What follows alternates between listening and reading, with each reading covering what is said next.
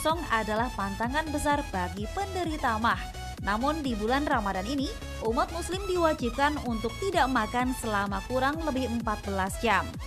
MAH atau rasa sakit pada bagian perut merupakan salah satu indikasi bahwa asam lambung dalam tubuh sedang meningkat. Hal ini terjadi lantaran mengkonsumsi makanan pedas dan juga berminyak. Seperti yang dialami Ibu Ati yang menderita MAH atau asam lambung sejak 10 tahun lalu. Biasanya kalau saya makan yang pedas-pedas atau sama yang asam-asam, MAH saya langsung kambuh. Gejala yang timbul yaitu mual, awalnya mual, terus setelah mual itu karena mungkin asam lambung naik, jadi sampai sakit kepala.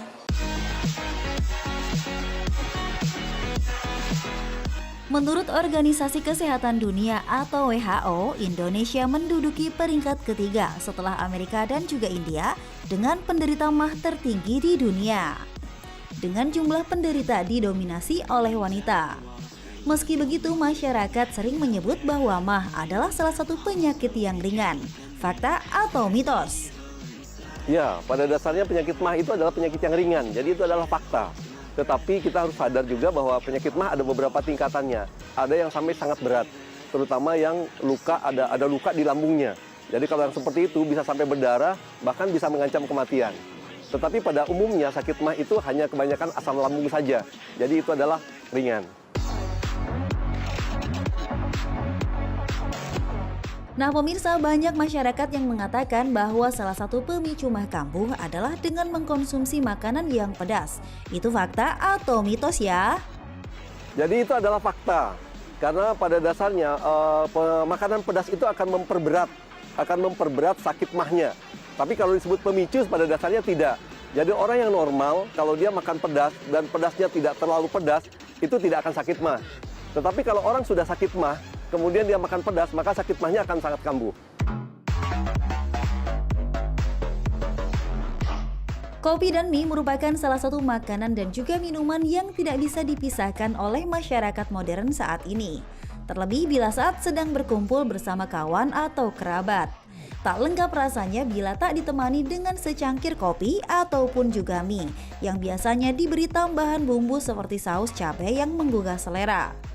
Pahitnya kopi dan lezatnya mie memang tak tergantikan. Namun bagaimana dengan penderita MAH? Fakta atau mitos ya pemirsa kalau penderita MAH dilarang mengkonsumsi mie dan juga kopi? Nah, pada yang seperti ini pada dasarnya bukan sakit MAH. Jadi ini adalah mitos.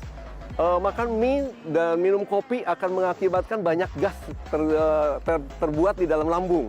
Sehingga orang yang sakit MAH akan merasakan bahwa dirinya akan kambuh. Pada dasarnya makanan-makanan tersebut adalah menghasilkan gas. Jadi secara umum orang siapapun yang memakan mie dan meminum kopi, dia akan menimbulkan kembung pada perutnya.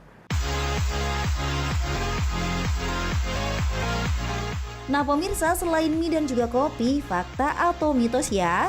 Jika minuman asam yang terbuat dari perasan jeruk nipis dapat memicu sakit MAH. Ini adalah mitos. Karena pada dasarnya jeruk nipis itu memiliki asamnya adalah asam sitrat. Jadi asam sitrat tidak berbahaya pada lambung. Jadi pada dasar kecuali ada lemon. Nah, kalau lemon asamnya memang asam HCl, jadi agak sedikit berbahaya. Tapi untuk jeruk nipis itu pada dasarnya tidak berbahaya.